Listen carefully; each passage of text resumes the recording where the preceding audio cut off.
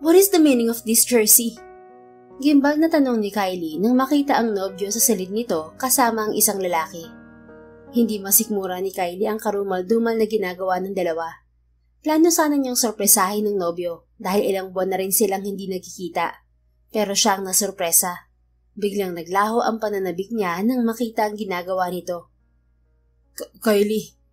Gulat nitong sabi bago humiwalay sa kama. Hindi na nito ang kumot para itakip sa katawan. Pinigilan ni Kylie ang pagsiklab ng galit at mahinahon pa rin siyang nagsalita. Magbihis ka, Jersey. Mag-usap tayo sa labas. Utos niya sa nobyo bago lumabas ng silid. Nagtungo si Kylie sa salas at hinintay roon si Jersey. Ilang sandali pa ay sumunod din ito sa kanya. Tungkol sa nakita mo. Paniwala ni Jersey pero pinutol na niya ang sasabihin nito. Ipaliwanag mo nakita kong eksena kanina sa silid mo, Jersey. Kailan mo ba ako niloloko? Bakit hindi mo sinabi na lalaki pala ang gusto mo? I'm sorry, Kylie. I was confused with my own feelings. I know that I love you, but I'm also attached with men. Ngayon ko lang napatunayan na mas lamang ang pagiging gay ko sa pagkatao. Sana mapatawad mo ko. Nakayuko nitong paumanhin. Hindi na kontrol ni Kylie ang galit. Lumapit siya kay Jersey at hinampas ito ng handbag niya. Bakit ngayon pa, Jersey? Nakaschedule na ang kasal natin sa susunod na linggo. Bakit hindi mo sinabi sa akin? Inalagaan ko relasyon natin at itinago sa media dahil akala ko ikaw ang makakasama ko habang buhay. Ayokong magulo ang mayroon tayo dahil sa trabaho ko. Pero ito ang isusukli mo? Bakit naglihim ka sa gender preference mo, ha? Bakit hindi ka naging tapat sa akin? Kung nalaman ko agad to, hindi ko sana itinulay yung special person reveal na gusto ng fans ko sa araw ng kasal natin. Sana rin, hindi ko sinabi sa media na ikakasal na ako para hindi nila i-cover ang kasal natin. Sana hindi ako mapapahiya dahil sa kagagawan mo. I'm really sorry, Kylie. Tanging sagot ni Jersey sa mahinang tinig. Huminga ng malalim si Kylie bago umupo sa sofa. Hinaplos niya ang mukha para mahimasmasan sa natuklasan niya. Abala siya sa trabaho bilang isang singer-actress, kaya hindi niya napansin na may kakaibang kilos sa Jersey. Katunayan ay kagagaling lang niya sa one-night concert sa Dubai at si Jersey agad ang pinuntahan niya pagbalik ng Pilipinas. Hindi pwedeng maudot ang kasal natin, Jersey. Itutuloy natin yun kahit lalaki ang gusto mo. Hindi ako papayag na mapahiya sa mga tao. Masisira ang karir ko. Gagawin nila akong pulutan sa chismisan lalo na sa social media. What? No, it's unfair, Kylie. Malinaw na sa akin ang gusto ko ngayon at hindi yun ang pakasalan ka. Unfair? Sino sa tingin mo unfair sa ating dalawa? Iiwan mo ako sa ere, Jersey. Sisirain mo ang pinaghirapan ko. Desisyon mong itago ang relasyon natin sa media, Kylie. Ikaw rin ang pumayag na i-cover nila ang kasal natin. Kung masisira ang image mo, dahil sa iyo yun at hindi sa akin. Ikaw ang may gusto ng fame at hindi ako. Umalis ka na. Buo na ang desisyon ko. Aalis kami ng bansa ni Bruno at hindi na ako babalik dito. Hindi makapaniwala si Kylie nang ipagtabuyan siya ni Jersey. Hindi man lang nito pinahalagahan ang 2 taon nilang relasyon. Oo, at palagi siyang abala sa trabaho, pero tapat siya rito. Ang hindi lang niya matanggap ay tinalikuran nito ang kasal nila na isa sa inaabangan ng mga tao. Masama ang loob ni Kylie nang bumalik sa sasakyan. You can't ruin my image, Jersey. Naiinis niyang sabi habang lulan ng sasakyan. Ayos ka lang po ba, ma'am? Concern na tanong ng personal driver niya. I'm fine, Manong. Bumalik na po tayo sa bahay. Sagot niya bago kinuha ang phone sa bag niya. Tinawagan niya ang manager niya para ipaalam ang nangyari sa kanila ni Jersey. Inaasahan na niyang magagalit ito, pero tinanggap pa rin niya ang mga sermon nito. Hindi pwedeng maudlot ang kasal mo, Kylie. Nakatuon sa iyong media dahil ikaw ang nangunguna sa mga sikat na TV personality ngayon. Mapapahiya tayo sa mga tao at baka yun ang maging dahilan ng pagbagsak mo. Malaki na ang puhunan ko sa iyo at hindi ako papayag na mangyari yon. Titay, hindi ko naman alam na gagawin to ni Jersey sa akin at hindi ko rin hahayaan na masira ang karir ko. Gagawa ako ng paraan para malusutan to. Pangako niya sa manager. Sige, ipapaubaya ko sa iyong problemang yan. Tumawag ka lang kung may maitutulong ako.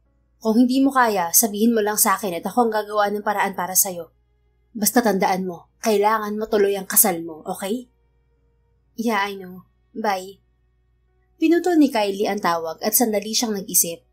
Hindi niya gusto ang pamamaraan ni Titay para solusyonan ang mga kinakaharap niyang problema sa trabaho. Handa itong gumawa ng masamang paraan para sa karir niya. Marami na itong napabagsak na kapwa niya celebrity para umangat siya. Isa yun sa dahilan kaya namamayagpag ang pangalan niya ngayon. Dapat maunahan niya ito bago pa ito kumilos para sa kanya. Isang araw bago maganap ang kasal, nagtungo si Kylie sa simbahan. Yun din ang simbahan kung saan nakaschedule ang kasal niya. Naroon siya para humingi ng sign kay Lord kung itutuloy pa ba niya ang kasal o hindi na. Hanggang ngayon ay wala pa rin siyang naiisip na paraan para lusutan ang problema. At mas lalo siyang mahihirapan kung pupunta sa simbahan ng walang groom. Nabalitaan niyang umalis na sa bansa si Jersey at ang lalaki nito. Tinalikuran na talaga siya ng dating nobyo. Lord, ipapaubaya ko na po sa iyo ang kapalaran ko. Kung ano man pong ipagkaloob mo sa akin, itatanggapin ko. Isang sign lang pong hiling ko, Lord. Paglabas ko rito sa simbahan at may narinig ako tungkol sa kasal, itutuloy ko po ang kasal bukas at hahanap lang ako ng substitute groom. Kung wala naman po, hindi ko na itutuloy ang kasal at ihahanda ko na lang ang sarili ko sa mangyayari. Bigyan mo lang po ako ng lakas para harapin ang lahat. Alam ko pong hindi magiging madali, pero alam ko po na hindi mo ako pababayaan. Taimtim niyang dasal habang nakaluhod. Ilang minuto pang nanatili sa loob ng simbahan si Kylie, bago siya nagdesisyong lumabas. May ilang fans ang sumulubong sa kanya at nagpa-picture. Konti lang naman ang tao roon, kaya mabilis ding natapos ang picture taking at bumalik na siya sa sasakyan. Manong, sa hotel mo na ako ihatid. Utos niya sa kanyang personal driver. Okay po, ma'am. Plano niyang i-cancel ang reservation sa 6-star hotel na tutuluyan niya malapit sa simbahan na yon. Doon din sana siya aayusan ng glam team. Pero hindi niya narinig ang sign na hinihingi niya sa mga taong nakapaligid kanina. Hudyat na siguro yon para hindi matuloy ang kasal. Umayos ng upo si Kylie sa loob ng sasakyan nang marinig niyang marahang katok sa bintana bago pa sila umalis. Manang, sandali lang. Saad niya sa driver nang makita ang isang pulubi. Malapit ang puso ni Kylie sa mga taong nakatira sa lansangan dahil minsan na niyang naranasan yon bago napunta sa orphanage kung saan siya lumaki. Sa orphanage na rin nadiskubre ni Titay ang talento niya nang magtanghal siya sa isang event doon kung saan dumalo ang manager niya. Kumuha siya ng 1,000 sa wallet. Binuksan niya ang bintana at ibinigay yun sa pulubi. Tanggapin mo to at huwag kang bibili ng makasisira sa kalusugan mo. Mahirap ang buhay sa lansangan at walang tutulong sa'yo kapag nagkasakit ka. Sabi niya rito. Nagtaka si Kylie nang hindi tanggapin ng pulubi ang pera at parang namamangha pa itong nakatingin sa kanya. Miss, gusto mo ba akong pakasalan? Tamang-tama dahil maganda ka at gwapo naman ako. Bagay na bagay tayong dalawa. Narito na rin tayo sa harap ng simbahan, no? Pwedeng-pwede na tayong pumasok sa loob at magpakasal. Hindi ka magsisisi kapag ako naging asawa mo. Nakangiti nitong sabi sabay lahad ng kulay asul na singsing. Halatang laruan yun at yari sa plastik. Ngumiti si Kylie dahil yun ang sign na hinihingi niya kay Lord. Ibinigay na sa kanya ang sign, pero kailangan pa rin niyang humanap ng groom. Napatitig naman siya sa lalaki. Nakuha agad ng maganda nitong mga mata ang atensyon niya. Boss, kung tapos ka na mamalimos, lumayo ka muna sa sasakyan namin. Baka mahagip ka ng gulong. Magalang na sabi ng driver sa pulubi. Wait lang, Manong. Tinitingnan ko pa siya. Tigil ni Kylie sa driver. Pinagmasdan ni Kylie ang lalaki. Bahagya pa siyang sumilip sa bintana para makita ang kabuuan nito. Madungis ito at hindi maikakaila na nakatira ito sa lansangan. Magulo ang buhok nito, malago ang bigote at balbas. Punit at patong-patong ang lumang mga damit. Luma rin ang hindi magkapares nitong tsinelas. Mukhang matagal na rin itong hindi naliligo. Gayunpaman, maganda ang mga mata nito at matangos ang ilong. Matangkad din ito at hindi man kapani-paniwala para sa isang pulubi, pero mukhang matikas ang pangangatawan ng lalaki. Mas lalo siyang napangiti ng mapagtantong gwapo ang pulubi. Sigurado siyang pwede na itong iharap sa mga tao at media kapag napaliguan. Magpapakasal ako sa'yo kung susundin mo ang mga kondisyon ko. Wika niya rito bago ibalik ang pera sa bag niya. Hindi naman interesado ang pulubi sa pera dahil mas gusto nitong pakasalan siya. Tamang-tama naman yon dahil hindi na siya mahihirapang humanap ng substitute groom. Anong kondisyon mo, miss? Kailangan ko ng substitute groom. At kung papayag ka, paalisin kita sa buhay mo sa kalye. Ititira kita sa bahay ko. Bibigyan kita ng magagandang damit, tsinelas, sapatos, at kung ano-ano pang mga kailangan mo. In short, tatanggapin mo ang magandang buhay na ibibigay ko. Papayag ka ba? Siyempre payag ako. Asawa lang naman ang hinahanap ko pero dahil sinabi mo yan, pakakasalan na kita ngayon din. Ano pang hinihintay mo? Tara na sa simbahan at magpakasal na tayo. Excited nitong sabi. Bukas na lang tayo magpakasal, mister. Kailangan mo pang maligo eh. Mas maganda kung presentable kang haharap sa altar at mga tao. Halika, sumakay ka rito sa kotse ko at tatawag ako na makakatulong sa'yo. Binuksan ni Kylie ang pintuan ng kotse para makapasok ang pulubi. Umatras pa siya sa kabilang gilid ng sasakyan para makasakay ito. Hindi naman nag-atubili ang lalaki at sumakay sa kotse. Halatang enjoy na enjoy ito sa loob at hinayaan lang na bukas ang pinto. Dumukbang na lang si Kylie para hilahin ng pinto. Marahil hindi marunong ang lalaki kung paano isasara yun. Manong, umalis na po tayo. Sa hotel pa rin po tayo pupunta. Utos niya sa driver na agad nitong sinunod. Muling binalingan ni Kylie ang lalaki habang patungo sila sa hotel. Ano pangalan mo, mister? Tanong niya. Robin, miss. Ako ang maangas na lover boy ng lansangan. Robin, ako naman si Kylie. Marunong ka bang umarte? Walang paligoy-ligoy niyang tanong. Kailangan niyang magmadali sa mga bagay-bagay na dapat matutunan ni Robin. Wala na siyang oras at bukas na nakatakda ang kasal niya. Umarte, yung parang artista? Balik tanong naman ni Robin. Oo, kailangan mong umarte at mapaniwala ang mga tao na mahal mo ko. Isa sa mga trabaho ko ang pag-arte at madali na lang sa akin na gawin yun. Ang inaalala ko ay ikaw, Robin. Baka mahalata ng mga tao na hindi tayo magkakilala at wala tayong pagtingin sa isa't isa. Hindi ko pa nasusubukan ng pag-arte, miss. Bakit hindi mo na lang ako turuan? Baka matuto ako sa'yo dahil trabaho mo naman yun. Ano sa palagay mo? Good suggestion. Humarap ka sa akin, Robin. Umayos ng upo si Robin at humarap nga sa kanya. Ngayon, tumingin ka sa akin na parang ako ang babaeng pinakamamahal mo. Ganito? Tanong nito bago tumitig sa kanya, pero wala namang nagbago sa tingin nito. Hindi ganyan. Pumikit ka sandali at isipin ang crush mo. Pagkatapos ay tumingin ka sa akin na parang ako ang babaeng yun. Sumunod si Robin sa sinabi niya. Pumikit ito, pero nagulat siya nang muli itong magmulat. Masuyo at mapagmahal itong nakatingin sa kanya. Parang hinihila siya ng maganda nitong mga mata, kasabay niyo ng malakas na tibok ng puso niya. May kung ano sa tingin ni Robin na kaagad kumuha sa loob niya. Ganito ba, miss? Tanong nito na may nakakaakit na boses. Good. Mabilis ka naman palang matuto. Iwas tingin niyang sabi. Hindi niya inaasahan na may ganoon palang karisma ang pulubing napili niya para maging substitute groom. Hindi niya itatanggi na humahanga talaga siya sa mga mata ni Robin. Tila palagi yung nakangiti. Pero naroon pa rin ang kakaibang pahiwatig sa mga tingin nito. Hindi niya masabi kung ano yon, pero pakiramdam niya ay may kakaiba sa pulubing kasama niya. Miss, hindi ko pa naibibigay ang singsing sa'yo. Pumayag ka na sa alok kong kasal, kaya isuot mo na to. Hindi na nakipagtalo pa si Kylie. Nilahad niya ang kamay kay Robin. Isinuot naman ito ang laruan na singsing sa daliri niya. Ayan, bagay na bagay sa'yo, miss. Pinagmasdan ni Kylie ang singsing. Napangiti siya dahil cute yung tingnan at nagbukong siya sa hugis kandila niyang daliri. Hindi niya alam kung saan napulot ni Robin ang singsing, pero nakaramdam siya ng kasiyahan sa munti nitong regalo. It's cute. Thank you. Saad niya na walang halong pagkukunwari. Wala siyang natanggap na engagement ring mula kay Jersey bago sila ikasal. Siya lang ang nagsabi rito na magpapakasal sila dahil sa tingin niya ay handa na silang pareho. Pumayag si Jersey sa kasal, pero iniwan naman siya nito sa ere. Siguro naman hindi siya magkakaproblema kay Robin dahil binigyan siya nito ng engagement ring kahit na plastic at laruan lang yon. Ingatan mo yan, miss. 5 piso ang bili ko sa singsing na yan. Ang hirap kitain ng 5 piso sa kalye. Ang hirap kasing mamalimos ngayon. Huwag ka mag-alala, iingatan ko to. Sagot niya. Siya nga pala, Robin.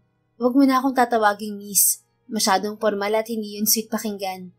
Remember, nagpapanggap tayo bilang magkasintahan at bukas magiging mag-asawa na tayo. Ngayon pa lang isimulan mo na ang pag-arte. Muli niyang sabi. Misis na lang ang itatawag ko sa'yo. Ayos lang ba? Yeah, much better. Ano? Ayaw mo ba? Ang sabi ko, okay ang Mrs. kaysa Miss. Mahinahon niyang sagot. Nauunawaan naman ni Kylie kung hindi naiintindihan ni Robin ang salitang Ingles. Siguradong hindi ito nakapag-aral dahil sa hirap ng buhay. Mabuti naman. Huwag ka mag-alala, Mrs. Marunong na akong umarte kaya gagalingan ko ang pag-arte para hindi ka mapahiya. Akong bahala sa'yo. Okay, good. Sagot na lamang niya. Bumuntong hininga si Kylie at sumandal sa upuan. Tumingin na lang siya sa labas ng bintana. Kung hindi siya tinalikuran ni Jersey, hindi siya kukuha ng substitute groom. Pride na lang ang magliligtas sa kanya ngayon. Masakit ang ginawa ni Jersey sa kanya, pero mas masakit kung mawawala rin ang lahat ng pinaghirapan niya. Lalo pa ngayon na may mga taong nag-aabang sa pagkakamali niya para tuluyan siyang bumagsak. Mrs., may tatanong ako. Muling sabi ni Robin. Ano yon? Bakit ako napili mong pakasalan? Hindi naman tayo magkakilala at nakatira pa ako sa lansangan. Hindi ka ba natatakot sa akin? Bahagyang bumaling si Kylie sa direksyon ni Robin. Ang mga taong gagawa ng masama, hindi magtatanong ng ganyan. Isa pa, wala rin akong pagpipilian dahil tinalikuran ako ng lalaking pakakasalan ko. Kailangan kong pangalagaan ng meron ako at may posibilidad na masira yon kapag hindi natuloy ang kasal ko bukas. You're a blessing in disguise, Robin. Besides, you asked me first to marry you, so I just answered yes. Baliwala niyang sagot. Alam mo, Mrs., lahat ng babae na nakikita ko sa araw-araw sa harapan ng simbahan, inaalok ko ng kasal. Pero ikaw pa lang ang tumanggap sa inaalok ko. Hindi mo rin sila masisisi kung tinatanggihan ka nila, Robin. Hindi ka nila kilala at walang sino man ang gustong ikasal sa taong hindi mo kilala. Hindi rin naman tayo magkakilala pero pakakasalan mo ko. Okay lang ba sa'yo na mag-asawa ng katulad ko? Isang pulubi? Muling tanong ni Robin. Wala akong pakialam kung ikaw ang pinakamahirap na tao sa mundo. May pera ako, magandang trabaho at may sariling bahay. Kaya kong ibigay ang mga pangangailangan mo kapalit ng pagiging substitute groom. Kailangan mo rin umarte bilang asawa ko pagkatapos ng kasal, lalo na sa harapan ng mga tao. Kapag maayos ng lahat, pakakawalan din kita. Kaya gawin mo muna ang inuutos ko sa'yo, maliwanag ba? Maliwanag, Mrs. Masigla nitong sagot. Okay, good. Narito na tayo. Saad niya ng matanaw ang hotel na pupuntahan nila. Pagkarating sa hotel, kaagad na pumasok si Kylie sa hotel room niya kasama si Robin. Tinawagan niya rin ang glam team para paliguan at gawing presentable ang lalaki. Hinayaan niya si Robin sumama sa mga ito. Naiwan naman siya sa hotel room at tinawagan niya ang isa sa mapagkakatiwalaang tao para ayusin ang mga papeles ng magiging kasal nila ni Robin. Kailangan niyang masiguro na walang butas ang kasal bukas kahit na substitute groom lamang ang kasama niya sa altar. Isang oras ang nakalipas, hindi pa rin bumabalik ang glam team at si Robin. Naisipan na lang ni Kylie na magbabad sa bathtub habang hinihintay ang pagbabalik ng mga ito. Hindi niya alam kung ilang oras siya sa banyo, pero komportable siyang naglakad sa loob ng silid niya pagkatapos manigo. Kumakanta pa siya ng isa sa mga isinulat niyang kanta. Total performer siya at sinasabayan pa niya ng pagsayaw ang kanta. Hindi niya namalayan nang matanggal ang tali ng suot niyang roba. Hindi niya yun napansin hanggang sa marinig niya ang boses ng isang lalaki sa silid niya. Honeymoon na ba natin at ganyan ang suot mo, miss? Bumaling si Kylie sa direksyon nito. Natigilan siya nang makita ang gwapong lalaki sa loob ng silid habang nakahalukip-kip at pinagmamasdan siya. Mrs., alam kong gwapo ako, pero ayusin mo muna ang damit mo. Alam ko naman na bilog ang mundo, kaya wag mo nang ipakita sa akin.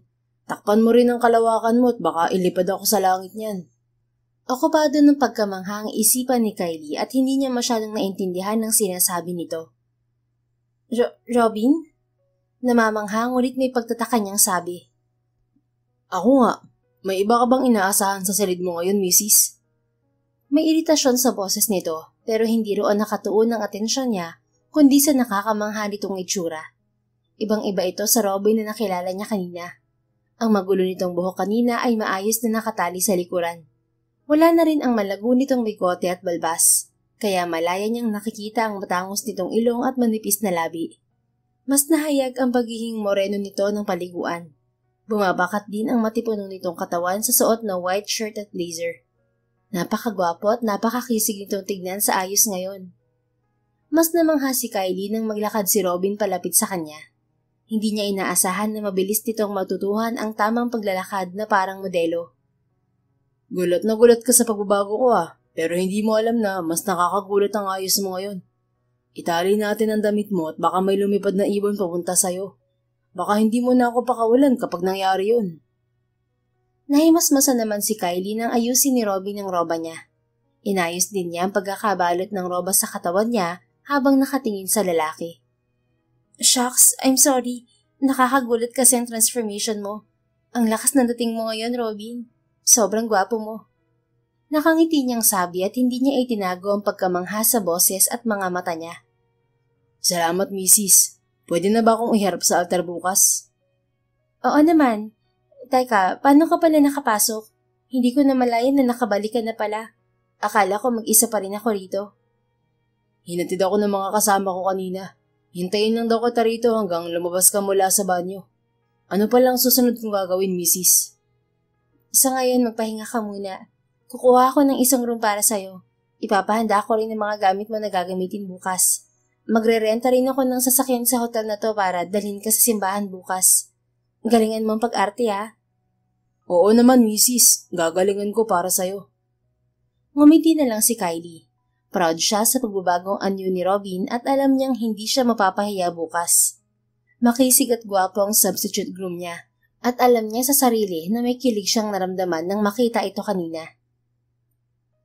Pagsapit ng gabi, mag-isa si Robin sa silid na kinuha ni Kylie para sa kanya. Ginamit niya ang telepono sa silid para tawagan ang pinsan na siyang may-ari ng hotel na yon. Is it you, Robin? Tanong nito pagsagot sa kabilang linya. Yeah. Tipid niyang sagot. Nasa office lang ang cellphone mo. Bakit hindi mo pa kinuha? Tinatamad ako pumunta sa office mo. Nakakapagod ng araw na to at gusto ko na lang magpahinga. Ang tamad mo talaga. Pero kapag pustahan, ang sipag mo. Anyway, game over na tayo Meron na bang tumanggap sa proposal mo o natalo ka na naman sa pustahan natin? Sa akin na ba ang isa mong cruise ship? Ngumisi naman si Robin sa sinabi ng pinsan. Huwag kang umasa na matatalo mo ko ngayon, Reynold. Mapupunta sa akin ang 6-star hotel na to. Are you sure? Palagi ka naman natatalo sa mga pustahan natin. Ito pa kaya ang maipanalo mo? Alam ko naman na malakas ang dating mo sa mga babae, kaya ito ang dare ko sa'yo. Makakatulong din to para malaman mo kung sino ang totoo sa'yo at kung sino ang nagpapanggap lang. Pero may tatanggap kaya sa proposal mo kung isa kang pulubi? Imposible yun dahil karamihan ngayon itsura ang unang tinitingnan. Nagkakamali ka, Reynold. Hindi lahat ng babae ay tulad ng iniisip mo. May tumanggap sa laro ang singsing na binili ko sa bangketa. At good news, ikakasal na ako bukas. Oh man, seryoso ka talaga na may tumanggap sa proposal mo habang nakadisguise ka? Baka naman binayaran mo lang ang babae. Of course not. I can't lose another cruise ship to you. 3 na ang nakuha mo sa akin dahil sa pustahan natin. Tumawa si Reynolds sa kabilang linya. Nakasanayan na nilang magpinsan ng pustahan at mga ari-arian nilang pusta. Hindi siya umaatras sa hamon nito, kaya pinag-aralan niyang mabuti ang pagiging pulubi. Naglaan siya ng oras para pag-aralan ang kilos at pananalita ng isang taong kalye. Nag-hire pa siya ng magtuturo sa kanya para maging matagumpay siya. Akala niya ay matatalo na naman siya. 3 araw na siyang pabalik-balik sa simbahan at nagkataon naman na tinanggap ni Kylie ang proposal niya bago matapos ang takdang araw na inilaan ni Reynolds sa pustahan. Kaya nga mahirap paniwalaan na nanalo ka, Robin, at ikakasal pa kayo bukas. Hindi pa rin makapaniwalang sabi ni Reynolds. I told you, you can't get another cruise ship. You can go to the church and witness my marriage just to prove I won this bet. I can't. May appointment ako bukas. Malalaman ko naman sa mga bodyguard mo kung totoo na ikakasal ka. So, kailan ko makikilala ang babaeng naging dahilan ng pagkatalo ko sa pustahan? Watch the news tomorrow, and you'll know who she is. I'm curious as hell, cousin. But don't forget who you are. Baka mawalan ng saysay ang pagtatago mo sa media dahil sa kasal mo. Paalala nito. I know, but I can't avoid the media tomorrow. Malaking posibilidad na nagkalat ang media sa magaganap na kasal bukas. Hindi yun mapipigilan dahil celebrity ang bride ko. Celebrity? Seriously? Malaking problema nga yan. Pero kaya ko yung nusutan kung pupusta ka. Ngumisi si Robin. Inaasahan na niya yun sa pinsan. Hindi ito gagawa ng pabor para sa kanya nang walang kapalit. Ngunit nakalimutan yata nito kung sino siya. Did you forget who I am, Reynold? Makakaya ko rin lusutan ng mga media. Alalahanin mo, matagal na ako nagtatago sa media. Wala silang kakayahan para malaman kung sino ako kung wala akong pahintulot. Sinusubukan ko lang lumusot, baka mabawi ko ang hotel ko. Bumawi ka na lang sa sunod na pustahan natin. Sa ngayon, asikasuhin mo na muna ang paglilipat ng ownership ng hotel mo sa pangalan ko. Marami pang narinig na reklamo si Robin kay Reynold bago natapos ang usapan nila. Maaga nagpahinga si Robin para sa magaganap na kasal bukas. Parang kailan lang ay pinagmamasdan niya sa malayo si Kylie. Pero ngayon ay magiging substitute groom siya ng artistang lihim niyang hinahangaan. Nahihirapan siyang lumapit dito gamit ang totoo niyang pagkatao. Pero sasamantalahin niya ang pagkakataon para mas makilala ito. Kung papalarin na makuha niya rin ang pagmamahal ni Kylie, hindi siya magdadalawang isip na pakasalan ito ng totoo. Sumapit ang araw ng kasal at pinagkaguluhan niyo ng media. Naging usap-usapan agad ang tungkol sa groom ni Kylie. Marami ang humangan nang makita si Robin na dumating lula ng isang mamahalin na sasakyan. Mas umingay ang pangalan ni Kylie dahil sa kisig at gwapo ng mapapangasawa niya. Pero kung marami ang natuwa, hindi pa rin maiwasan ang komento ng manager ni Kylie. Hindi mo sinabi sa akin ang tungkol sa groom mo, Kylie. Make sure na hindi tayo ipapahiya ng lalaking yan. Sabi nito habang kasama niya itong naglalakad sa aisle. Ito ang tumatayong magulang ni Kylie dahil ulila na siya at walang ideya sa iba pa niyang kamag-anak. Ipapaliwanag ko pagkatapos ng kasal, titay.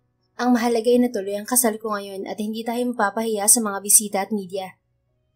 Kahit natuloy ang kasal mo ngayon at nalaman kong makasisira ang substitute groom na yan sa karir mo, asahan mo pa rin na gagawa ko ng paraan para paglayuin kayo.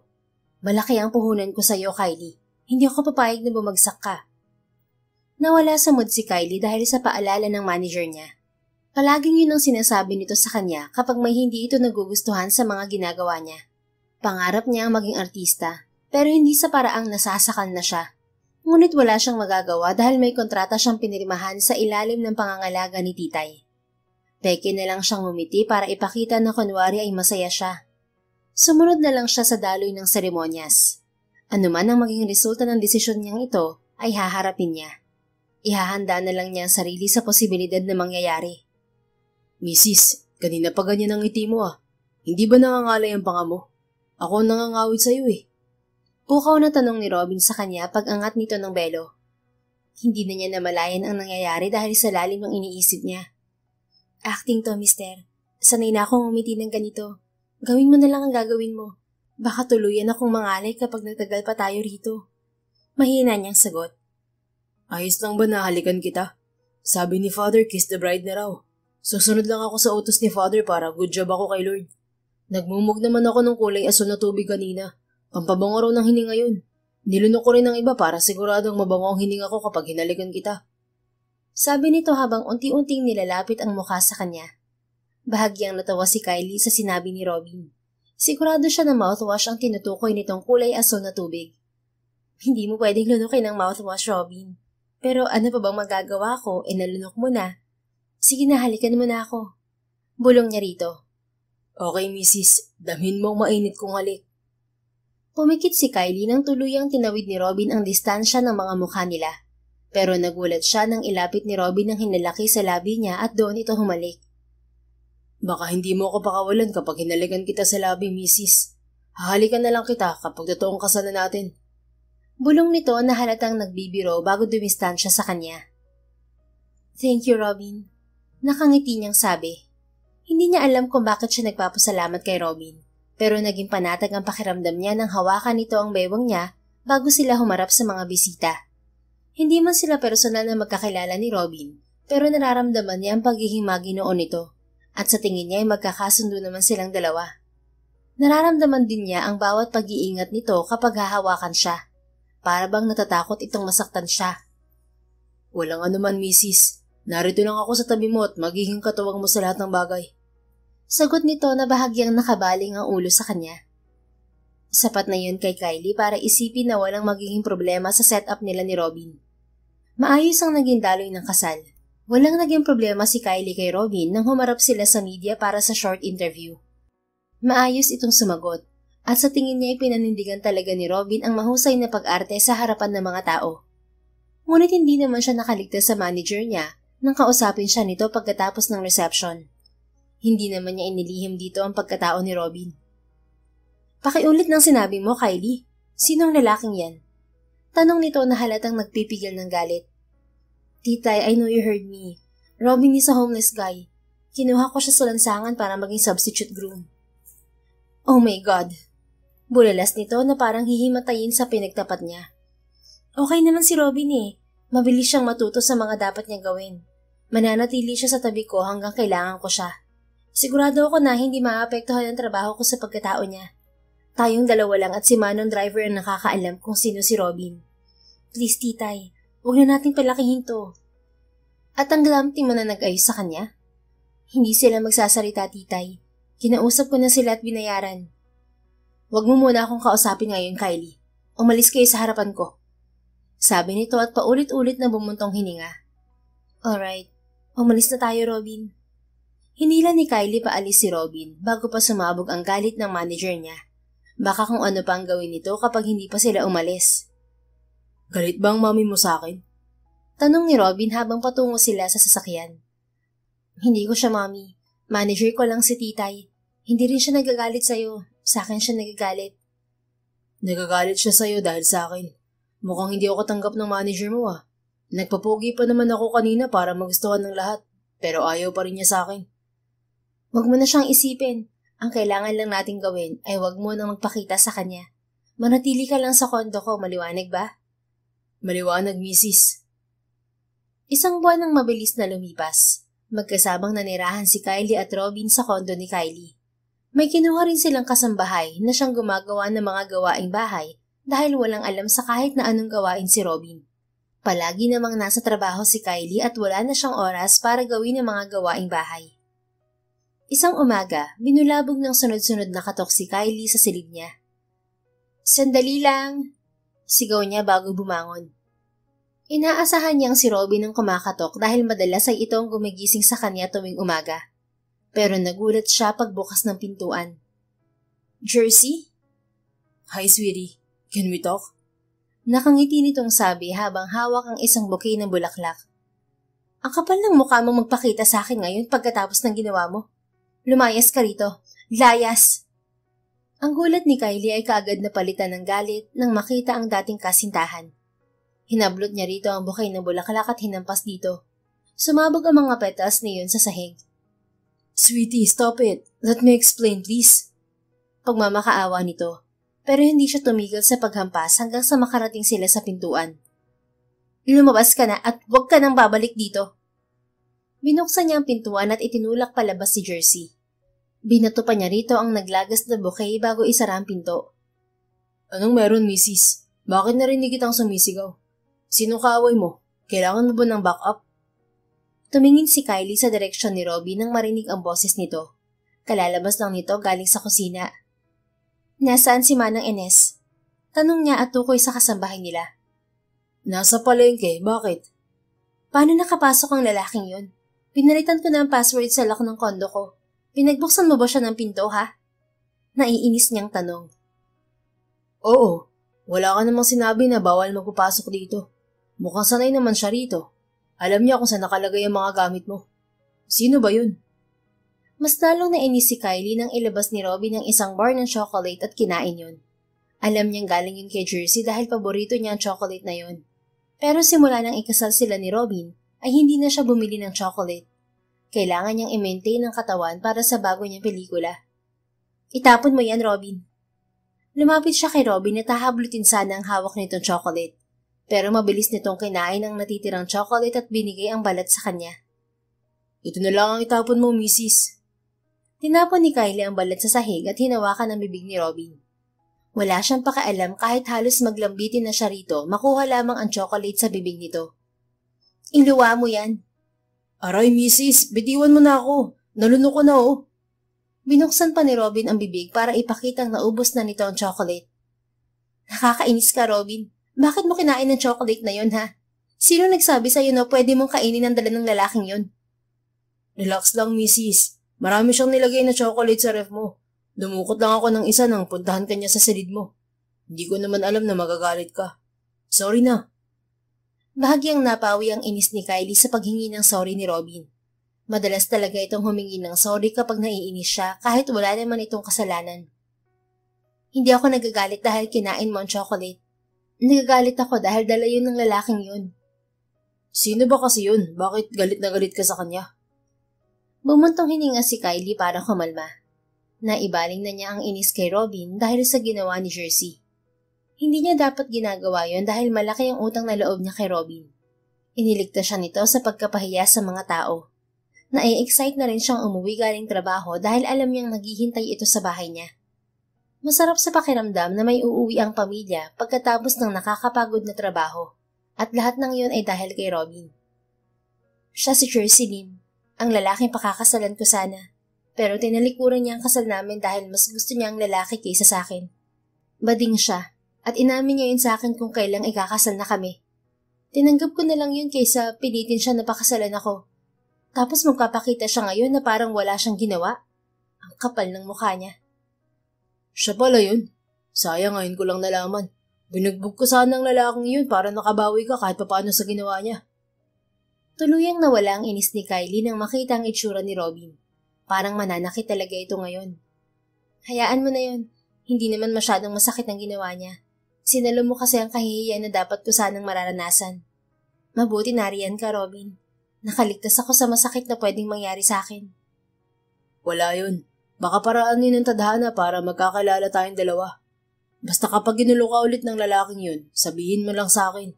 Aanin ko pang laki ng katawan ko kung hindi ko ipagtatanggol ang misis ko. Ako ang bahala sa'yo, misis. Walang pwedeng mangapi sa'yo habang kasama mo ko. Kumpiyansa nitong sabi sabay kindat. Napangiti na lang si Kylie. Gumaan agad ang pakiramdam niya sa simpleng salita at kindat ni Robin sa kanya. Sa isang buwan nilang pagsasama, mabilis nitong napapawi ang sama ng loob niya. Mabait ito at hindi mapagsamantala. Masaya na ito sa simpleng bagay tulad ng pagtuturo niya kung paano bubuksan ang TV. Ang kasimplehan at pagkajologs nito ang nagbibigay kulay sa buhay niya. Para lang siyang umampon ng barkada at hindi asawa ang kasama niya. Magkahiwalay sila ng silid at madalas din silang magbiruan. Nahahawa na rin siya sa pagiging simple nito. Mister, gusto mo bang sumama sa photoshoot ko mamaya?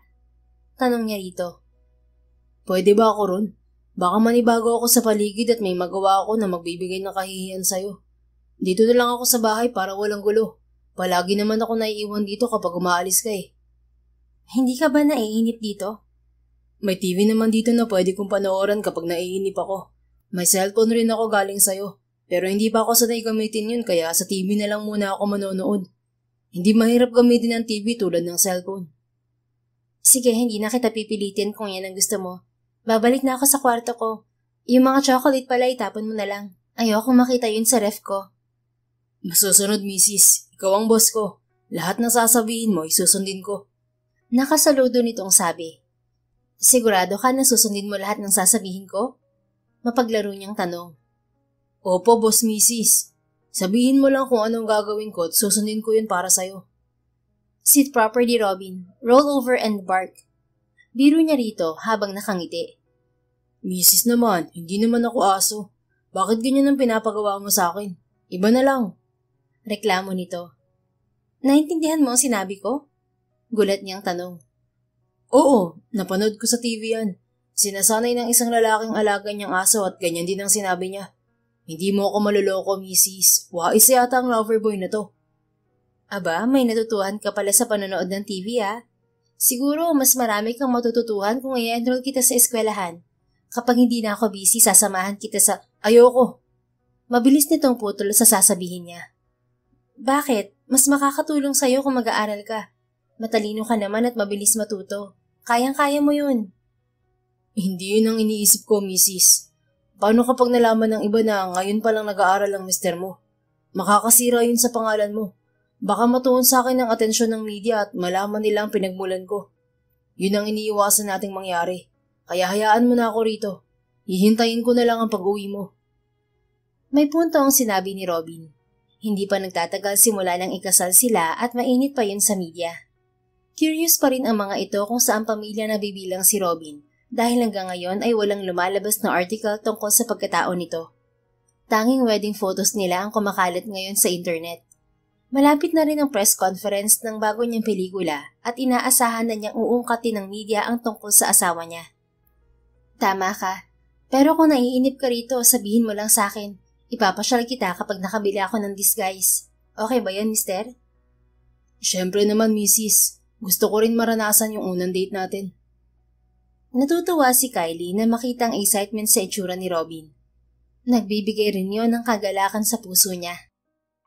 Ang dami mong nalalaman sa panonood mo ng TV Alam mo na rin kung ano ang date. Nakangiti niyang sabi. Marami na akong alam, misis. Baka mahuli ka sa lakad mo kapag inisa-isa ko pa ang mga yun sa'yo. Bumalik ka na sa silid mo para makapaganda ka na. Kumain ka rin muna bago umalis. May luto pagkain si Manang sa kusina bago siya pumunta sa palengke. Kilos na, misis. Ang cute mo pa naman sa pajama mo. Mukha kang bata na nahulog sa kama. Natatawa nitong sabi. Inirapan ni Kylie si Robin. Alam niyang inaasar na naman siya ng asawa. Pero hindi naman siya naaasar dito. Mas charming kasi itong tingnan kapag nangaasar. Maliit lang ako pero hindi ako mukhang bata. Malaki ka lang talaga, mister. Ano bang ginagawa mo sa kalye at ganyan kaganda ang katawan mo? Araw-araw ka bang bumibitin sa jeep at masyadong nahulmang mga muscle mo? Natural ang mga muscle ko, misis. Tumubo na lang sila sa tamang pwesto. Pinagpala kasi ako sa itsura at ganda ng katawan. Hay nako, ang yabang ng isang to. Makalis na nga at baka mahawa pa ako. Pagpaparinig niyang biro bago siya naglakad pabalik sa silid niya. Pero biro, misis, maganda ka talaga kapag bagong gising. Lalo na kung wala kang muta sa mata. Muli nitong sabi kasabay ng malakas na pagtawa. Napangiti na lang si Kylie bago pumasok sa silid niya. Lumalabas ang pagiging natural niya kapag si Robin ang kasama niya. Dati-rati ay palagi siyang nakaayos sa tuwing lalabas ng silid. Kahit wala siyang pupuntahan, nakaayos pa rin siya. Pero ngayon, minamahal na niya ang konting pagbabago sa lifestyle niya at dahil yun kay Robin. Ngayon niya napatunayan na hindi masama ang pagiging simple, lalo na kung hindi mapanghusga ang taong kasama niya. Pagkatapos maghanda at mag-agahan na may konting kulitan, umalis na rin si Kylie para pumunta sa photoshoot niya. Hinatid pa siya ni Robin hanggang sa labas ng gusali na palagi nitong ginagawa sa tuwing umaalis siya. Manong, mag-iingat ka sa pagmamaneho Kasama mo ang misis ko. Ingatan mo siya hanggang sa pag-uwi niya. Bili ni Robin sa personal driver ni Kylie habang nakasilip ito sa sasakyan. Isa yon sa mga sweet gesture ni Robin sa kanya. Parang likas na talaga rito ang pagiging malambing at hindi niya nararamdaman na kasama yun sa pag-arte nito. Hindi naman kailangang umarte ni Robin sa harapan ng driver niya dahil isa ang driver niya sa nakakaalam sa totoong ugnayan nilang dalawa. Huwag ka mag-alala, Robin. Ako bahala sa misis mo. Ihahatid ko siya ng ligtas sa piling mo. Nakangiting sagot ng driver. Salamat, Manong. Bibigyan kita ng bonus sa Pasko. Biro nito bago tumingin sa kanya. Anong oras ka uuwi, misis? Tanong nito sa kanya. Siguro mga 5 or 6 ng hapon. Wala na kasi akong appointment pagkatapos ng photoshoot. Bakit mo na itanong? Magpapaluto ako ng maaga kay Manang para sa hapunan natin. Mag-iingat ka, misis. Uuwi ka pa sa piling ko. Natawa si Kylie nang kumindat si Robin. Okay, mister. Ligtas akong uuwi sa piling mo. Tumikhim si Robin at umiwas ng tingin. Napansin pa ni Kylie ang pamumula ng tenga nito bago isara ang pinto ng sasakyan. Natawa naman siya dahil halatang kinikilig ang asawa niya. Nang umandar ang sasakyan, tumingin pa siya sa direksyon nito. Kumunot ang noo niya nang makitang may 4 na lalaking lumapit kay Robin at seryosang nag-usap ang mga ito. Sino ang mga yun? Nagtataka niyang tanong. Mamaya ko na lang tatanungin si Robin. Muli niyang sabi bago umayos ng upo. Hindi pa rin nawawala ang ngiti ni Kylie habang nasa biyahe hanggang makarating sa studio. Kaagad sinimulan ng photoshoot nang dumating siya. Mabilis din yung natapos dahil good mood siya at professional din ang mga kasama niya. Pagkatapos ng trabaho ay excited na umuwi si Kylie, pero nagbago ang mood niya pagpasok sa kondo. Nakaupo sa sala si Robin kaharap si Titay at si Jersey. Titay, why are you here? Bakit kasama mo ang lalaking yan?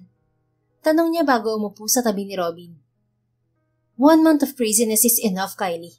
Makipaghiwalay ka na sa lalaking yan at sasabihin natin sa media na failed marriage ang nangyari sa inyo. Bibigyan ko siya ng pera para manahimik siya. Utos ni Titay sa kanya. Wala namang lumalabas na issue ngayon tungkol sa amin ni Robin. Bakit kailangan po ng ganyang palabas? Tahimik kami rito at masaya. Kayo tong bigla na lamang susulpot at kasama mo pang lalaking yan na iniwan ako sa ere. Alam mong ginawa ni Jersey, titay. Bakit dinala mo pa yan dito? Pinuntahan ako ni Jersey sa opisina kanina. Sinabi niya sa akin na ayaw mong pakinggan ng paliwanag niya kung bakit hindi siya nakarating sa kasal niyo. Sinamahan ko siya rito para maging malinaw sa iyo ang lahat. Ano pang ipapaliwanag niya? Nahuli ko siyang nakikipagtalik sa kapwa lalaki 1 linggo bago ang kasal namin. Dinalikuran niya ako at umalis ng bansa kasama ang lalaking yun. Malinaw na malinaw sa akin ang ginawa niya. Kaya ano pang dahilan ng pagpunta niya rito? Maayos ang pagsasama namin ni Robin. Wala kaming problema kaya makakaalis na kayo. Huwag matigas ang ulo mo, Kylie. Habang wala pang problema, hiwalayan mo na ang peke mong asawa at bumalik ka kay Jersey. Higit na mas maayos ang kabuhayan ni Jersey kaysa sa pulubing yan. Kylie, makinig ka sa manager mo. Hindi pa naman huli ang lahat para sa ating dalawa, di ba? I'm sorry kung tumalikod ako sa araw ng kasal natin. Sadyang naguguluhan ako ng araw na yun. Umalis ako ng bansa pero 2 linggo pa lang ako ron namimiss na kita. Gusto kitang makita at makasama kaya bumalik ako rito. Mas matimbang ka pala sa puso ko kaysa kay Bruno. Please, Kylie, give me a second chance. Hindi na kita iiwan. Pangako. Pagmamakaawa ni Jersey. Inutusan ka lang ng boyfriend mo kaya ka narito. Biglang singit ni Robin sa usapan. Hindi ka kasali sa usapang to. Singhal ni titay kay Robin. Hindi ito pinansin ni Robin at seryoso lang itong nakatingin kay Jersey na nagsalita ng seryoso. Wala ka talagang intensyon na pakasalan si Kylie dahil simula pa lang hindi mo na siya gusto. Lumapit ka lang sa kanya dahil utos yun ng boyfriend mo. Nagtiis ka ng ilang taon bilang kasintahan ni Kylie hanggang sa dumating ang araw na hinihintay nyo. Ang kasal niyong dalawa. Plano niyong mawala ng groom si Kylie para hindi siya sumipot sa simbahan at pagkakataon mo naman yun para magpakita sa araw ng kasal. Hindi ka talaga umalis ng bansa dahil kasama yun sa plano niyo. Gusto niyong hindi magpakita si Kylie sa araw ng kasal at akusahan ng panloloko para pabagsakin at makuha ng kapatid ng boyfriend mo ang proyektong meron si Kylie. Dahil bigo ang plano niyo, narito ka ulit para sa ikalawang plano. Yun ay ang ipahiya si Kylie sa mga tao dahil nagpakasal siya sa isang pulubi. Tama ba ako, Mr. Lim? Nabaling ang tingin ni Kylie kay Robin dahil sa mga sinabi nito. Napakadetalyado niyon at mahirap paniwalaan na natutuhan lang nito ang mga ganoong bagay sa panonood ng TV. Kalokohan ang sinasabi mo. Sigaw ni Jersey kaya tumingin ulit si Kylie sa dating kasintahan. Kung gumagawa ka ng kwento, gawin mo namang makatotohanan. Hindi mo mapapaniwala si Kylie sa kalokohang yan. Dugtong pa nito. Hoy lalaki, magkano kailangan mo para layuan si Kylie? Tanong naman ni titay kay Robin. Alam kong pera lang ang kailangan mo kaya kumakapit ka sa kanya. Sabihin mo kung magkano. 1 million ba? Sige, ibibigay ko ngayon din. Sabi ni titay bago nito kunin ang checkbook sa dalang bag. Tumikhim si Robin at umayos ng upo. Napansin ni Kylie ang pagiging formal nito. Malayo ang aura nito sa Robin na araw-araw niyang kasama sa bahay. Parang ibang tao ang kaharap niya. At hindi niya alam kung natutuhan din ito ang ganoong style sa panonood ng TV. Mrs. Prado, magkano kailangan mo para layuan kami ni Kylie at para makalaya siya sa kontrata nyo? 10 million? 20 million? Sabihin mo lang kung magkano at ibibigay ko. Gusto mo ba ng cash, cheque o bank transfer para mapunan ang utang mo sa bangko? Kung gusto mo ba, bayaran ko ang utang mo kasama ang interes kung titigilan mo na kami. Namula ang mukha ni titay. Nagtaka naman si Kylie dahil parang makatotohanan na ang sinasabi ni Robin base sa reaksyon ng manager niya. Ganoon din ang napansin niya kay Jersey. Nakapagtataka ang pinapakitang galit ng dalawa sa mga sinabi ni Robin. Totoo ba ang mga sinabi ni Robin? Tanong niya kay Jersey at sa manager niya. Huwag kang maniwala sa kanya, Kylie. Walang alam ang pulubing yan. Pera lang ang kailangan niya sa'yo, kaya siya lumalapit. Nararapat lang siyang ibalik kung saan siya nababagay. Itapon mo na siya sa lansangan. Sagot ni Jersey. Nainis si Kylie sa panghahamak ni Jersey kay Robin. Tumayo siya at mabilis na lumapit kay Jersey bago niya ito malakas na sinampal. Dahan-dahan ka sa pagsasalita mo, Jersey. Baka nakakalimutan mo. Asawa kong pinagsasalitaan mo ng ganyan. Substitute groom lang siya, Kylie. Ako ang totoo mong groom at kailangan mong bumalik sa akin. Itama natin ang lahat at magpakasal ulit tayo. Palayasin mo na siya rito. Pagpupumilit ni Jersey. Wala kang karapatang diktahan ako, Jersey. Unang-una, tamang desisyon kong kumuha ng substitute groom kaysa pakasalan ka. Wala kang kwenta. Ikaw ang mali sa buhay ko. Kaya mas mabuting nangyari ang lahat. Dahil kung natuloy ang kasal natin, baka nagsisisi ako ngayon. You bitch! Nagulat si Kylie nang magbago ang timbre ng boses ni Jersey. Tila nabigtas ang pagtitimpi nito at tuluyang bumigay. Para itong babae na nagtaas ng boses dahil sa galit. Nawala na rin ang tika sa katawan nito na pawang pagpapanggap lang pala. Naging malantig ang kilay at daliri nito na may nanlilisik na tingin sa kanya. Hindi ka naman kagandahan pero ang arte-arte mo. Tandaan mo sasabihin ko, Kylie. Hindi ako titigil hanggat hindi nasisira ang pangalan mo. Maghintay ka lang, mawawala rin sa'yo ang lahat. Galit nitong sabi. Inirapan pa siya nito bago umalis. Hindi naman makapaniwala si Kylie sa nasaksihan. Napagtanto niya na totoo ang sinabi ni Robin tungkol kay Jersey. You're creating a problem, Kylie. Bumaling ang atensyon niya sa manager niya nang magsalita ito. Namumula pa rin ang mukha nito sa galit. Iniisip niya na baka totoo rin ang sinabi ni Robin tungkol sa mga utang nito sa bangko. Sinabi mo ba kay Jersey ang tungkol sa katauhan ni Robin, titay? Oo, karapatan niyang malaman ang tungkol doon dahil siya ang original na groom. Titay, wala kang karapatang sabihin kay Jersey ang tungkol kay Robin. Ikaw ang sumisira sa karir ko at hindi ang sitwasyon namin ng asawa ko. Hindi mo siya asawa ko si Robin. Mariin niyang putol sa sasabihin nito. Kinasal kami at nagsumpaan sa harapan ng Diyos.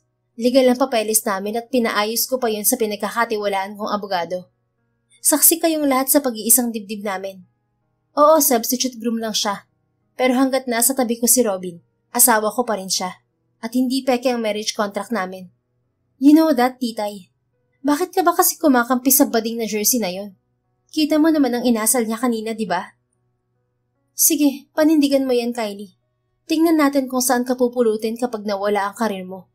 Binigyan na kita ng pagkakataon para magdesisyon, pero mas pinili mo pa rin ang pulubing yan. Hindi ako manghihinayang na bitiwan ng kagaya mong matigas ang ulo. Mababayaran ko pa rin ang utang ko sa bangko kahit wala ka sa pangangalaga ko. Ngayon pa ba ako matatakot kung may nangako ng mas malaking halaga sa akin kapag bumagsak ka? Ito ang gusto mo?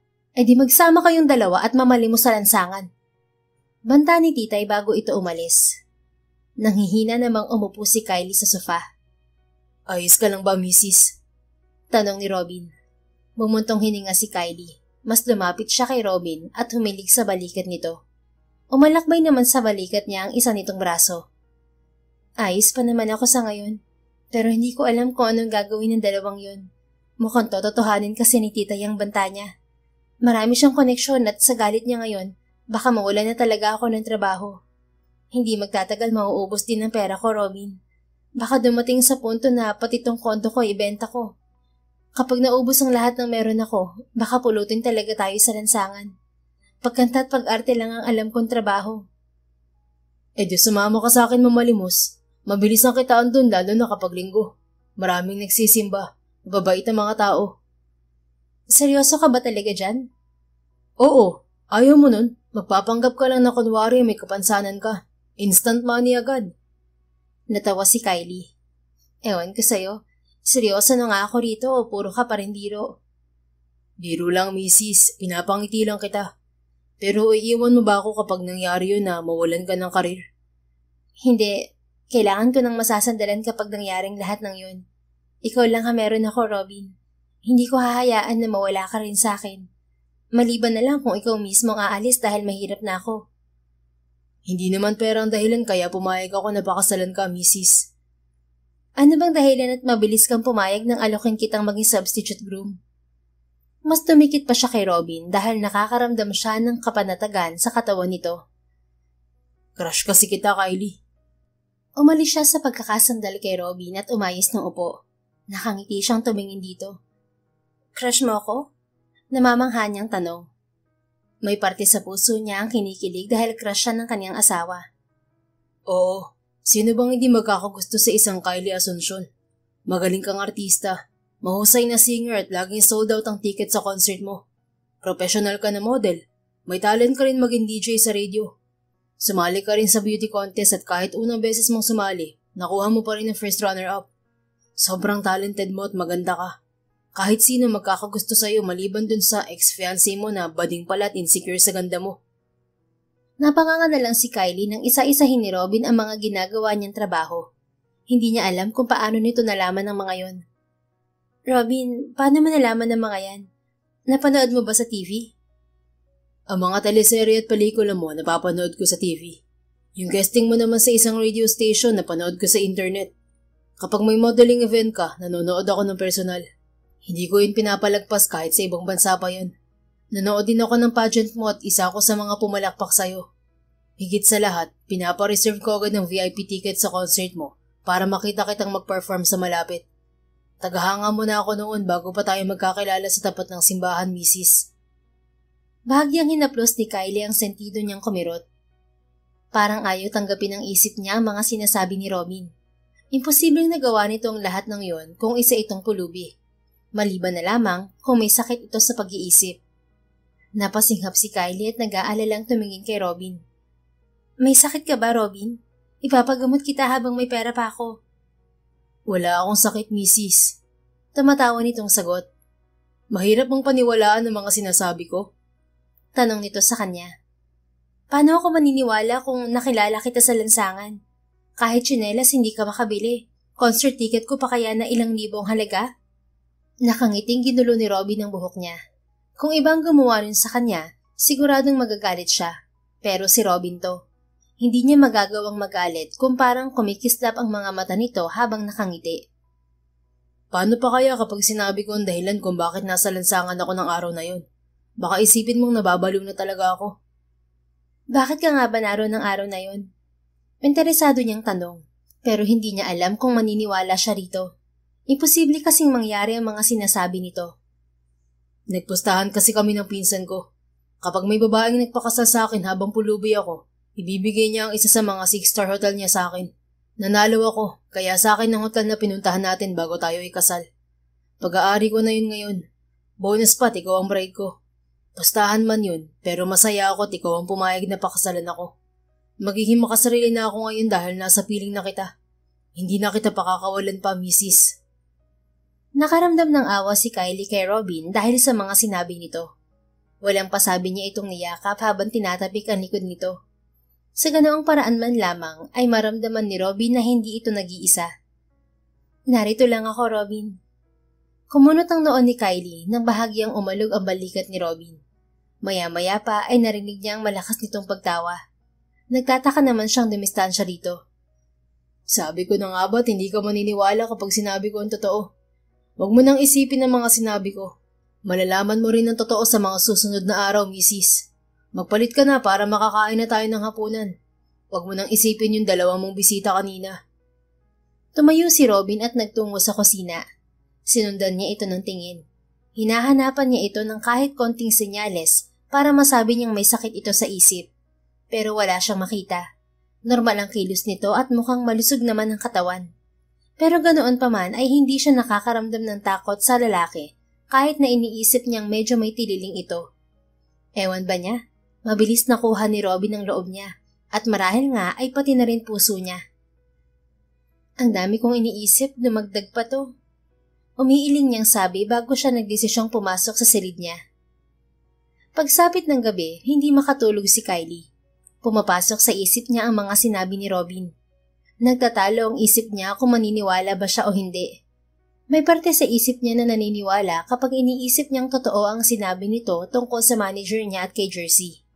May parte rin na hindi siya naniniwala dahil paano nito makukuha ang ganoong impormasyon. Lalo na siyang hindi makapaniwala kapag iniisip din na ito ang may-ari ng 6-star hotel na tinuluyan nila bago ang kasal. Iniisip niyang imagination lang nito ang lahat dahil nga dumaan ito sa hirap ng buhay sa lansangan. Robin, ginugulo mo ang isip ko. Sigaw niya habang nakasubsob sa unan. Bumangon si Kylie at bumaba mula sa kama niya. Lumabas siya ng silid at nagtungo sa kusina. Plano niyang magtimpla ng gatas para makatulog. Bubuksan na sana niya ang ilaw pero may humawak sa kamay niya. Nasa po niya ang dibdib sa sobrang gulat. Pero napahinto naman ang pagsigaw niya nang magsalita ito.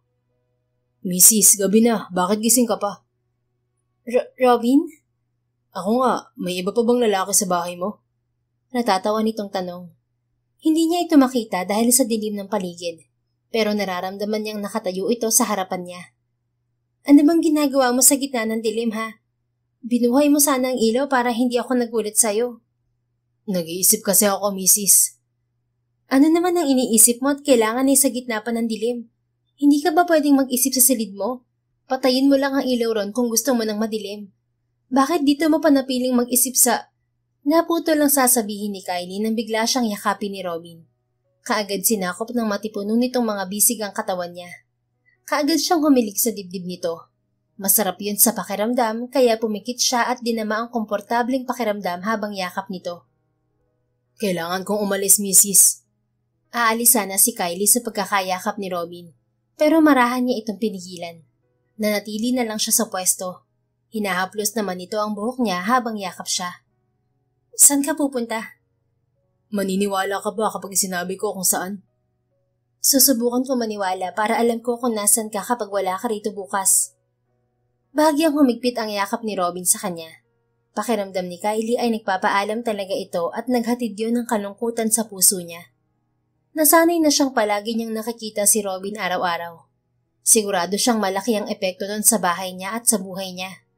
Magiging tahimik na naman siya tulad ng dati. 1 buwan na akong hindi umuwi sa bahay. Uuwi muna ako para dalawin ng mga magulang ko. Nag-aalala na raw sila sa akin, sabi ng mga bodyguard ko kanina. Nakalimutan ko kasi natawagan sila habang kasama kita. Kakaiba talaga ang epekto mo sa akin, misis. Nakakalimutan ko lahat kapag kasama ka. Maging ang mga negosyo ko, nakalimutan ko pansamantala dahil mas gusto kong ituon ang buong atensyon sa'yo. Mabuti na lang inasikaso ako ng pinsan ko. Pero kapalit nun ay pagbawi sa 6-star hotel niya. Sige, mag-iingat ka, mister. Sabi na lang niya at sakay sa mga sinabi nito. Iniisip ni Kylie na baka namimiss ni Robin ang buhay sa kalye. Wala siyang planong bigilan ito sa pag-alis. Hindi niya pag-aari ang buhay ni Robin. May karapatan itong gawin ang kahit anong bagay na naisin nito. Kahit wala silang pinirmahan ng kasunduan tungkol sa kasal, wala pa rin siyang karapatan dito. Kasal sila sa mata ng maraming tao at may dokumentong nagpapatunay niyon. Pero alam nilang dalawa ang totoo nilang relasyon. Wala ka bang itatanong sa akin, misis? Muling tanong ni Robin. Wala naman. Ayaw mo bang malaman ng tungkol sa pagkatao ko? Gusto, pero ang sabi mo malalaman ko rin yun sa mga susunod na araw. Hihintayin ko na lang ang araw na yun. Matulog na tayo, mister. Magtitimpla sana ako ng gatas pero bigla akong inantok. Bumalik na tayo sa mga kwarto natin. Marahang kumawala si Kylie sa mga bisig ni Robin. Hinayaan naman siya nitong dumistansya. Good night, Robin. Sabi niya bago naglakad pabalik sa silid niya. Kylie. Napahinto sa paglalakad si Kylie nang tawagin siya ni Robin. Tumingin siya sa direksyon nito kahit bahagya lang niya itong nakikita sa dilim. Bakit? Tanong niya. Babalik ako sa piling mo, misis. Kapag dumating ang araw na yon, makikilala mo ng totoong Robin. At hindi ang Robin na nakilala mo sa lansangan. Okay, hihintayin ko ang araw na yon, mister. Kinabukasan, iniisip pa rin ni Kylie na nasa bahay si Robin kahit nagpaalam ito kagabi. Pero nadismaya siya nang wala ito roon. Iniwan nito sa kwarto ang cellphone at iba pang mga gamit na binili niya para rito. Akala niya nagbibiro lang ito sa mga sinabi kagabi, kaya hindi niya yun sineryoso. Pero mali pala ang iniisip niya. Umalis talaga si Robin sa bahay niya at hindi niya alam kung saan ito pumunta. Manang Ines, inabutan mo ba si Robin dito bago siya umalis? Tanong niya sa kasambahay na naglilinis sa kusina. Opo, ma'am. May pinabibigay po siyang papel sa'yo. Pinunas nito ang basang kamay sa suot na apron bago dumukot sa bulsa. Ito po, ma'am. Binigay nito sa kanya ang maliit na papel. Kinuha ni Kylie ang papel sa kasambahay. Thank you, Manang. Sabi niya bago nagtungo sa salas. Umupo siya sa sofa bago buksan ang papel. Nakasulat doon ang pangalang Robin Sarmiento, kalaki pang isang cellphone number. Maniniwala na ba ako na hindi ka isang pulubi at walang sakit sa isip, Robin? Tanong niya habang nakatingin sa papel na may maayos na penmanship.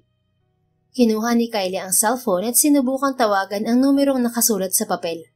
Pero recorded voicemail ang sumagot sa kanya. Pinutol na lang niya ang tawag at itinago ang papel. Nagpa siya siyang hanapin sa internet ang pagkatao ni Robin. pero nalilito lang siya sa dami ng parehong pangalan sa internet. Maghihintay na lang ako kung kailan niya sasabihin sa akin ang tungkol sa pagkatao niya. Sumusuko niyang sabi matapos ang ilang oras na pag-scroll sa social media. Itinuon na lang ni Kylie ang atensyon sa trabaho. Ngunit nalulungkot siya tuwing umuuwi na wala si Robin sa bahay niya.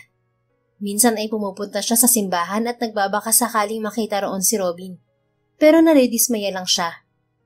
Isinantabi muna niyang isipin tungkol kay Robin nang dumating ang press conference ng kanyang pelikula. "Handa ka na ba, Kylie?" Tanong ni Titay nang makasalubong ito ni Kylie sa hallway patungo sa conference hall. Isang linggo na rin simula nang huli niya itong makausap. Nakapagtataka na nagpakita ito sa kanya ngayon. May kontrata pa naman silang dalawa at normal na mag-usap sila tungkol sa trabaho. Pero hindi maganda pakiramdam niya sa pinapakita nitong ngiti. "Yes, of course. I'm always ready." Kumpiyansa niyang sabi. Wala naman siyang dapat ikatakot. Tungkol sa pelikula ang pag-uusapan sa press conference. At kung may personal na katanungan, pwede naman siyang umiwas o hindi sumagot. "Good to hear that. Let's go. Kanina pa sila naghihintay." Sabi nito at sinabayan siya sa paglalakad. Kislapan ng mga kamera ang sumalubong kay Kylie pagdating sa conference hall. Masayang nagsimula ang press conference. Maayos ang daloy ng mga katanungan mula sa press at nasasagot niya yon ng walang paligoy-ligoy. Ngunit sa pagtatapos ng press conference, isang reporter ang nagpahabol ng tanong na walang kinalaman sa pelikula. "Miss Asuncion, totoo ba na nagkaroon ka ng substitute groom nung araw ng kasal mo para hindi ka mapahiya sa mga tao at para alagaan ang karir mo?" Mabilis nitong tanong. Nakuha ng tanong nito ang kuryosidad ng ibang mamamahayag. Kahit wala yung kinalaman sa pelikula ay naghintay pa rin ng sagot ang mga ito. Ang iba ay muling binuksan ang mga kamera para kunan ng isasagot niya. Sandaling natahimik si Kylie. Iniisip niya kung sasagutin o iiwasan ba niya ang tanong. Naging maingay sa conference hall dahil sa mga bulungan at haka-haka ng mga mamamahayag. Mas tumibay na totoo ang haka-haka dahil sa pananahimik niya. Tumikim si Kylie para kunin ang atensyon ng lahat. Tungkol sa tanong, huminto siya sa pagsasalita at tumingin sa manager niya. Hinihintay niyang magsalita rin ito para ipagtanggol siya tulad ng palagi nitong ginagawa. Pero ibang sitwasyon ngayon. Nakangiti ito at parang hinihintay ang pagbagsak niya. Ngayon niya napatunayan na seryoso ito sa pagbabanta na ibabagsak siya. Wala siyang maaasahan ngayon kundi ang sarili niya. Mukhang ilalaglag na talaga siya ni Titay matapos siya nitong pakinabangan ng ilang taon. Huminga ng malalim si Kylie bago muling nagsalita. "Totoo yon. Pero walang kinalaman ng substitute groom ko sa tagumpay ng pelikula. Hindi kasama sa cast ang asawa ko at magtatagumpay ang pelikulang to dahil magagaling ang mga artist at director. So I think it's not needed to know about my personal life." Sagot niya. "Nauunawaan ko, Miss Asuncion, pero ang hindi ko lang maunawaan ay kung bakit isang pulubi ang kinuha mong substitute groom. Ang dami namang lalaki sa mundo pero bakit isang homeless ang kinuha mo? Binayaran mo ba siya at pera lang talaga ang habol niya sa'yo? Sa tingin ko hindi ito matatanggap ng mga tagahanga mo. Mataas ang tingin nila sa'yo pero ganito pala kababa ang ginagawa mo." Muling sabi ng reporter. "Why? What's wrong with being homeless? Tao rin sila katulad natin. Wala ba silang karapatang magmahal at mahalin?" "Sinasabi mo ba na mahal mo ang substitute groom mo?" "Yes." Proud at matapang niyang sagot. Mas umingay sa conference hall dahil sa sagot niya. Taas noo pa rin siya kahit pinag-uusapan siya ng mga tao roon. Wala siyang dapat ikahiya. Wala siyang tinatapakang tao. Sinabi lang niya ang totoo niyang nararamdaman para sa substitute groom niya. Kung hindi yun magugustuhan ng karamihan, labas na siya roon. Hindi niya obligasyon ang kasiyahan ng ibang tao. Mas uunahin niya ang kasiyahan ng puso niya kaysa kasiyahan ng iba. Alam naman niyang mauunawaan siya ng mga totoong humahanga sa kanya. "Everyone, turn off your cameras!" Sigaw ng isang lalaki. Kasunod nito ang grupo ng mga kalalakihan na pamilyar kay Kylie ang kasuotan. Katulad ng suot ng mga ito ang suot ng mga lalaking lumapit kay Robin sa harapan ng condominium building niya. "Walang magbubukas ng camera niyo o kahit cellphone. Pakibaba po muna ang lahat ng gadgets." Muling sabi ng lalaki.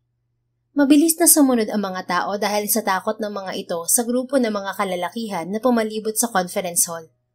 Nang masigurong wala ng kamera, nagbigay ng hudyat ang lalaki sa entrance.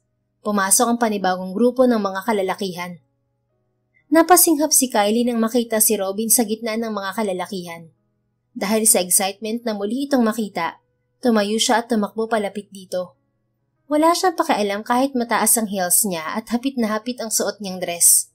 Wala sa isip niya na maaari siyang madapa dahil sa sapatos. Ang nasa isip lang niya ay muling mayakap ang asawa niya. "Robin!" Nakangiti niyang sigaw, pero napahinto siya sa pagtakbo nang humarang ang mga lalaki sa kanya. "Move everyone, she's my wife," utos ni Robin.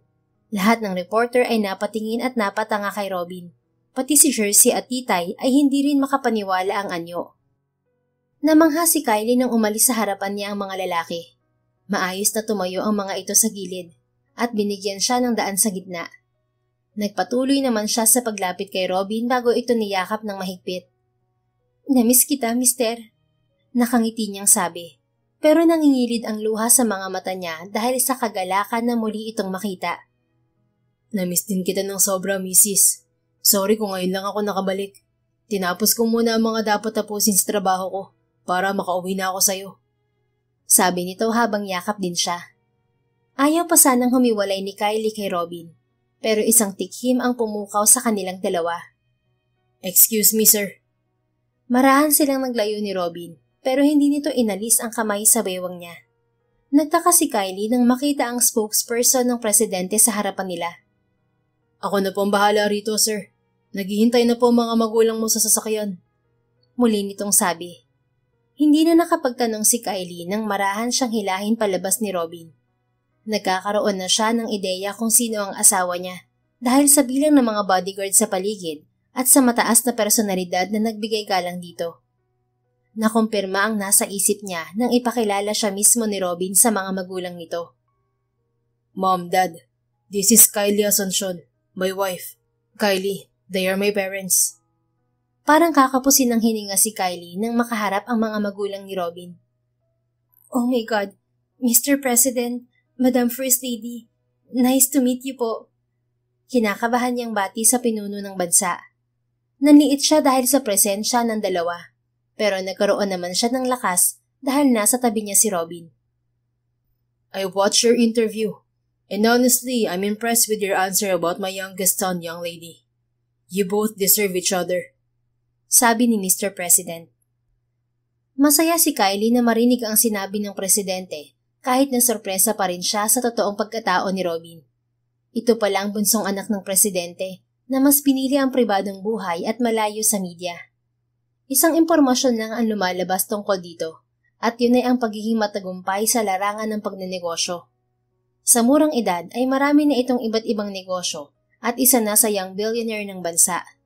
Nangako pa naman siya ng magandang buhay kay Robin, pero mas maganda pala ang buhay nito kaysa sa kanya. "It's nice meeting you in person, Iha. Welcome to the family and let's plan a second wedding where everyone is present. Hindi ako papayag na mawala sa kasal niyo ng anak ko," sabi ng First Lady bago siya yakapin. Parang puputok sa saya ang puso ni Kylie. Tanggap siya ng mga magulang ni Robin, kahit isa lamang siyang simpleng babae. "Maraming salamat po, ma'am." "Call us Mom and Dad, Iha. You're part of the family now." "Okay po, Mom, Dad," nakangiti niyang sabi. Sa wakas ay may matatawag na siyang mommy at daddy na nagagawa lang niya sa mga pelikula at teleserye. Hindi niya naranasan yun sa personal niyang buhay. Pero ngayon, may mga magulang na siya sa katauhan ng presidente at first lady.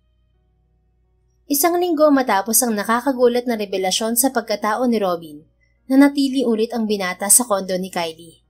Hindi pa rin makapaniwala si Kylie sa katauhan ng asawa niya. Pero naging malinaw sa kanya kung paano nito nalaman ang mga impormasyon tungkol kay Jersey at Titay. Isang pitik lang ng daliri ni Robin ay kaya na nitong makuha ang kahit na anong impormasyon na gusto nito. Sa kabila ng lahat, masaya pa rin siya dahil wala itong sakit sa pag-iisip. "Robin, seryoso ka ba talaga na ayaw mong ipaanal ang kasal natin? Alam mo naman ang dahilan kaya tayo kinasal, di ba? Pwede nating putulin yun kung gusto mo. Hindi naman kita pipigilan. Saka yung apelyido mo sa dokumento natin, apelyido mo pa ng pulubi ka. Sabi niya habang nasa veranda silang dalawa. Magkatabi silang nakaupo habang ine-enjoy ang pang-umagang araw at pag-inom ng tsaa. Walang dahilan para magpa-annul tayo, Kylie. Ibabasura lang ng korte ang annulment natin dahil wala naman tayong problema bilang mag-asawa. About sa dokumento ko sa kasal natin, inayos na yun ng palihim ng abogado ko. Totoo ko ng pangalan ng naroon. Hindi rin ako pipirma kung ikaw ang magsasampa ng annulment. Sinabi ko sa'yo na hindi kita pakakawalan at seryoso ako sa bagay na yun. Maniwala ka man o hindi, mahal kita, Kylie. Ikaw ang babaeng gusto kong makasama habang buhay. Whether you like it or not, you're my wife and you are mine. Seryoso nitong sagot. Sinupil ni Kylie ang pagngiti. Itinago na lang niya ang kilig sa pag-inom ng tsaa. May itatanong pala ako, Robin. Muli niyang sabi nang ibaba ang tasa sa maliit na mesa sa harapan nila. What is it, Mrs.? Tumikim si Kylie nang tila may bumara sa lalamunan niya. Ang hot kasi mag-Ingles ni Robin. Nung isang araw kasi nag-resign si Titay bilang manager ko. Ikaw ba ang dahilan nun? Yeah. Bali wala nitong sagot. Tila hindi ito interesadong pag-usapan ng tungkol doon. Why? I mean, how? Hindi mo naman siguro ginamit ang pagiging president, son, kasi tinatago mo pa rin yun sa lahat. Gumamit ka ba ng pera para lang mag-resign siya? I calmly talked to her. The same with Jersey and his guy. They tried to hurt you and they need to learn a lesson. I warned them. Kung mananatili sila sa bansa, maninirahan sila sa selda. Hindi ko mapapalagpas ang ginawa nila sa'yo. That's the easiest punishment for what they did. So they left the country and will never get back here again. Banned na sila sa bansa natin. Humugot ng malalim na paghinga si Kylie. Okay na rin yun kaysa makulong ang mga ito. Pero makakalaya rin makalipas ang ilang taon. Mas panatag siya sa ginawa ni Robin. Wala ring nasaktan sino man sa kanila dahil nasupil agad ng asawa niya ang problema. Lalo tuloy siyang humanga rito. Wala rin namang bad comment ang media tungkol sa issue ng pagkuha niya ng substitute groom na beggar. Hinangaan pa nga siya ng lahat dahil hindi siya tumitingin sa estado ng buhay ni Robin. Nagpahayag pa ang maraming babae na maghahanap din ng mga ito ng pulubi na gwapo at kasing hot ng mister niya. Anyway, are you free tomorrow? Tanong ni Robin sa kanya. May meeting ako para sa bagong proyekto. Why? I'll ask you to go out. Napaayos ng upo si Kylie at nakangiting tumingin kay Robin. I'll cancel my meeting right away. Mabilis niyang sabi. Kung importante ang meeting mo, makakapaghintay naman ako. No, mas importante ka sa lahat ng bagay, Robin. Isa pa, wala na akong manager at hindi na rin ako hawak ng kahit na anong management. Freelancer na ako ngayon at pwede na akong pumili ng proyektong gusto ko. Kung tatanggalin nila ako sa bagong proyekto, I don't care. Ang mahalaga ay makasama kita. I want to know you more, mister. Sabi niya sabay kindat sa asawa. Namula naman ang tenga ni Robin. Mukhang kinilig na naman ito sa sinabi niya. It's great to hear that from you, Mrs. Wear your best dress tomorrow. It's our first date and it should be special. May namuong excitement sa puso ni Kylie nang marinig ang salitang first date mula kay Robin. Kaya naman pagbalik niya sa silid ay namili agad siya ng susuotin. Isang off-shoulder white dress ang napili niyang isuot sa date niya bukas.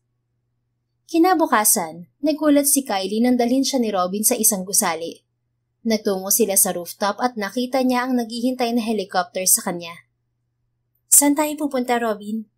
Tanong niya rito. It's a surprise, Mrs. Let's go. Paanyaya nito sa kanya sabay lahad ng kamay. Tinanggap ni Kylie ang kamay ni Robin at magkahawak kamay silang sumakay sa helicopter. Tahimik lang siyang naghihintay kung saan lalapag ang helicopter. Pero iniisip niyang dadalhin siya ni Robin sa isang isla. Ngunit ganoon na lamang ang gulat niya nang matanaw ang higanteng cruise ship. Nagmistula yung nakalutang na syudad sa gitna ng karagatan. Habang lumalapit ang helicopter ay mas nakikita niya ang magandang landscape sa view deck ng cruise ship. Wow, it's gorgeous. Yun na lamang ang nasabi niya dahil sa labis na pagkamangha. Hindi niya alam kung paano pa ilalarawan ang higanteng cruise ship. Para siyang fangirl na nakita sa personal ang taong hinahangaan. Pero hindi tao ang nagpatulala sa kanya kundi isang sasakyan. I'm jealous with my cruise ship. Dapat pala hindi kita dinala rito. Nawala ang atensyon mo sa akin. Nagtatampong sabi ni Robin sa headphone nito. Ngumiti si Kylie at niyakap sa braso si Robin. Nabanggit na nito sa kanya ang tungkol sa cruise ship na pag-aari nito. Pero ngayon pa lang niya nakita ng personal ang isa sa mga yon. You're still my number one, mister. I admire you more for creating this magnificent ship. Puri niya rito. Thank you, Mrs. Ilang sandali pa nang lumapag ang helicopter sa cruise ship. Hindi naman mapalis ang ngiti sa labi ni Kylie nang umapak ang mga paa niya sa ship. Isa sa mga pangarap niya ay ang makapag-travel gamit ang cruise ship, pero hindi niya magawa dahil sa higpit ni Titay. Ngayon, malaya na niyang magagawa yon kasama si Robin. Mrs., mukhang nakita ko ng karibal ko sa'yo.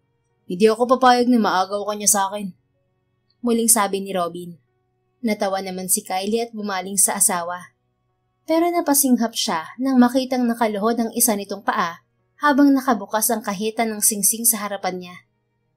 Oh my God, is this for real? Hindi makapaniwala niyang tanong. Yes, Mrs. Will you marry me again?